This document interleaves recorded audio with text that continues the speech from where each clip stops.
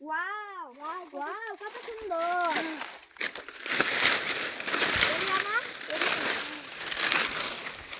ওরে আল্লাহ, কত সুন্দর করে পেকে আছে কলা। হ্যাঁ মাহফুজ, হ্যাঁ ঝড়ে পড়ে গিয়েছিল সেই কলাটা, মূলত এইভাবে আমরা ঢেকে রেখেছিলাম। আজকে হঠাৎ করে চোখে পড়েছে যেখানে তো একটি কলা ছিল, দেখি এই অবস্থা হয়ে একদম পেকে আছে। খুব চমৎকার একটি কলা। এই কলাটার নাম হচ্ছে চম্পা কলা। মাহফুজ, এখানে কয়টা কলা হবে? কলা